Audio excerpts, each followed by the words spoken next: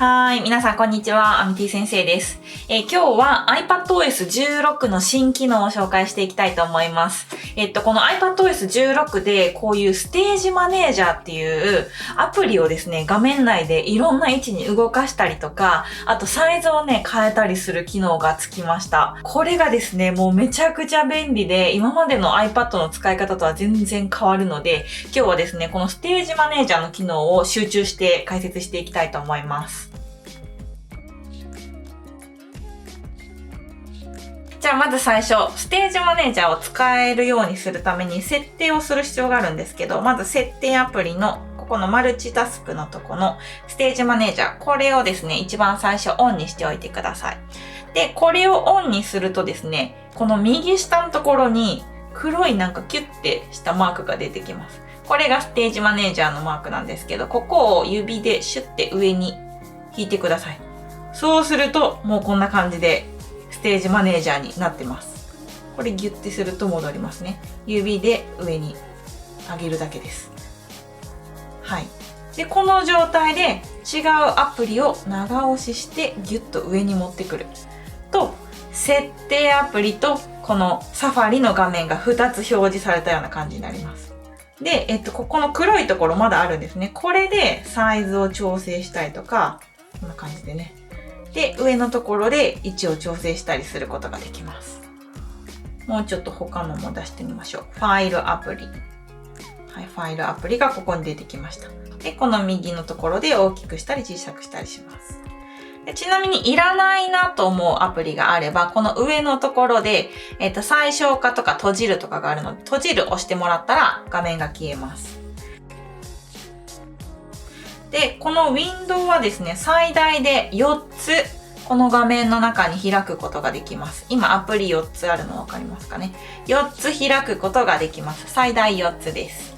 今までだったら、縦に2つしか並ばせられなかったんですけど、こんな感じでですね、最大3ついけて、前にここ入れようとすると難しいのかな。まあ、こんな感じで縦長だと4つとかをですね、動かしたりすることができますね。なので、まあメモ取りたい時とかも、って投げ込んだりとか、こんな感じで4つの画面をですね、行き来しながらいろんなことができるって感じです。ちょっと最初ね、慣れるまでうわーってなっちゃうかもしれないんですけど、慣れるとね、結構楽しくなってきます。で、このステージマネージャー、画面の中には4つ開かれるんですけど、この4つのグルーピングっていうのをいくつも作ることができます。こっちにグループがあるんですけども、ここの左のところをギュッてやるとグループが見えます。で他にもいろいろグループ作ってるんですけど、例えばプロクリエイトとかもステージマネージャーに対応してます。今プロクリエイト開いて、で、私好きなビズリフっていうアプリですね。これ立ち上げてみます。ビズリフっていうアプリは、無限キャンバスのアプリでこんな感じで、好きな画像とかをですね、貼り付けていけるんですね。で例えばこっちアイディアだし、で、こっちがイラストですね。例えばもう一個開いてみましょう。サファリ開いて、ピンタレスト開きます。あ、これかわいいですね。これかわいいね。よいしょ。こっちに持ってきます。えい。あ、大きい。大きい大きい。はい、これでちっちゃくします。シュッと小さくして、自風アニメがね、再生しながらこうやって集めれるアプリなんですね。ビズリフっていうアプリです。結構前にね、一回紹介したことあるアプリなんで、ぜひよかったら見てほしいんですけど、めちゃくちゃ使えますね、このアプリは。よいしょ。で、今ね、ちょっともう一回やりますね。こうやってドラッグ&ドロップするときに長押ししていくんですけど、こういう感じで軽くシュッてやってもうまく入り込まないんですね。で、うまく入れようとするとギュッて長押しして、で、ピカピカって光るんですよ、こっちが。で、ピカピカって光ってこっちが前にギュッて出たら手を離す。そしたらこんな感じでこっちに貼り付けることができます。なので、入れ方がちょっと難しいかなと思いました。で、こっち側に再生させてる状態で、じゃあ自分のちょっとアニメーション作ってみましょうと。よいしょ、ちっちゃくして。こんな感じかな。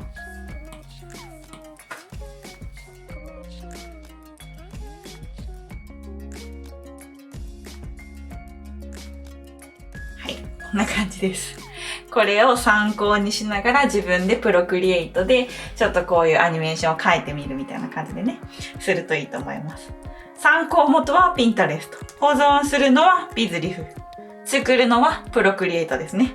こんな感じです。3つの画面を使うとですね、めちゃくちゃ効率よくできたので、ぜひよかったらおすすめなので、こんな感じで使ってみてください。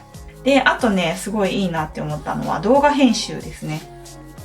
例えば、私、ルマフュージョンでたまに動画編集したりするんですけど、このルマフュージョンもですね、ちゃんとステージマネージャーに対応してると。ルマフュージョンってフォルダ管理、ファイル管理だったりとか、あと動画どこに保存してあるかっていうのをね、しっかりと把握しておかないとなかなかうまくね、作業できないんですけど、そういう時に、このファイルアプリ、自分の動画が保存されているファイルアプリをこっち側に開いておくと。で、こっちは普通に編集する。で、必要なものがあったら、こっからここにドラッグ&ドロップしてもいいですね。写真アプリも開いててもいいかも。写真アプリから追加でここに入れたかったら、こうやってギューって長押ししてこっち入れると。で、今入ってなかったと思うんですけど、入ってないのは適当にポンって投げたからですね。ギューって長押してギュッて押して、こっちがピカピカって光って、こっちが前に出てきたら手を離して OK。で、手を離したらここに出てくるという感じで。インポートするときのね、ちょっと難しいんですけど、こんな感じで皆さん頑張ってください。なんで、こんな感じでいろいろ画面をね、行き来しながらできるし、ここの画面をですね、再生させた状態で画面を動かしながら他の作業もできるっていう感じです。こんにちは、アミティ先生です。今日はアミティ先生のペットを紹介したいと思います。ジニーちゃんです。こんにちは、ジニーです。どうもです。こっち向いたらあかんで。向こう。はい、かわいい足が見えておりますね。ジニーちゃんでございます。よろしくお願いします。女の子です。ジニーちゃんの年齢は1歳と5ヶ月。好きな食べ物は虫とスイカ。あとはリンゴ好き？リンゴ好き？ OK。リンゴ。あとはヨーグルトが好きなんですね。アミティ先生の食べたヨーグルトのカスをですね、ひたすらもごもご食べております。はい。ジニーちゃんうんこした。痛い。噛みました。ストップ。はい、みんなちょっとストップしてくださいね。はい、ストップ。違ったね。今書いてたやつがですね、もうこっちに反映されてるので、ここからギュッてここに入れたら、さっき落書きしたやつがもうここに入ってくるというね。すごいでしょ？めちゃくちゃ便利じゃないですか。動画再生させながら確認しながら、このイラストね、ジニーちゃんにイラスト描いて、もうそれ保存したらここにですね、反映されてるのでピュッてここに乗っけるだけと。いう感じですね。これね、もう使いこなしたらもうたまらなく動画効率はかどるし、やっぱり Apple Pencil でその場でパパって書いたやつが載っけれるっていうのは、やっぱりこの iPad にしかできないことだと思うので、ぜひね、こういう使い方してほしいなと思います。で、この左側、ステージマネージャーのこのグループですね。こうやってキュッて左にしたらここに出てくるんですけど、このグループは直近の4つが切り替えられます。一番最近使ってたアプリの4つをですね、くるくる切り替えていけるんですけど、ここだけじゃなくって、もっといっぱい見たい人は、ギュッて上からシュッてやったら、このアプリ一覧画面に行きますね。で、アプリ一覧画面にすると、この直近以外のアプリの、グループっていうのをいろいろ見ることができます。このステージマネージャー、指でキュッてやるとステージマネージャーになるんですけど、Apple Pencil でキュッてやるとメモが出てきます。クイックメモですね。クイックメモが何かわからない人はですね、ぜひ私のクイックメモの動画がありますので、それ概要欄のところに入れておきますね。瞬時にメモしたい時とかに使うんですけど、こっち Apple Pencil でやるとクイックメモが出てきます。指でやるとステージマネージャーになりますね。で、ちなみに Apple Pencil 左側からキュッてやるとスクリーンショットでございます。これもなかなかね、覚えるのややこしいと思うんですけど。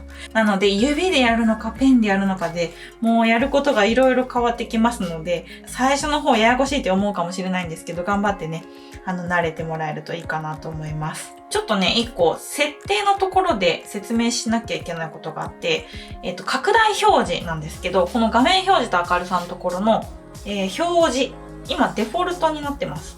ここにね、新しい、項目ができて、スペースを拡大っていう項目があります。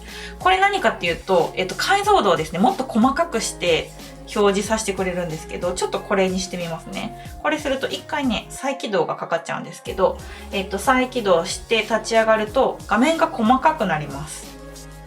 さっきより、このプロクリエイトのキャンバスの、一個一個も小さいですね。で、ビーズリフに関しても、もっとさっきよりも細かく見えます。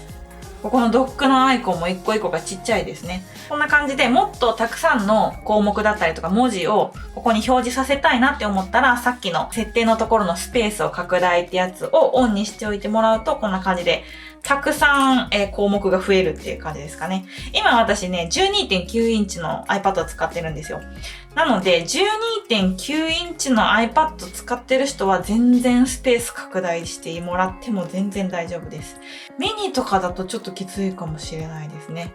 で、最後、外付けディスプレイを使ってる人ですね。私使ってないんで、Apple のやつ借りてきて説明したいんですけど、今、この iPad だけだと最大4つですね。アプリの画面が4つ表示させられるんですけども、外付けのディスプレイをつけると最大で8個になりますね。この画面プラス、で、外付けディスプレイの方でも4つ表示させられるので、最大8つのアプリをこう自由自在に行き来しながら作業ができるっていう感じですね。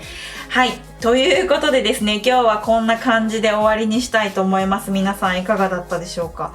もう本当にね、すごいどう使いこなしていいのかちょっと私もよくわからないぐらいね、いろいろ動かせすぎて頭がこんがらがってしまうんですけどもですね、皆さん頑張って使いこなしてください。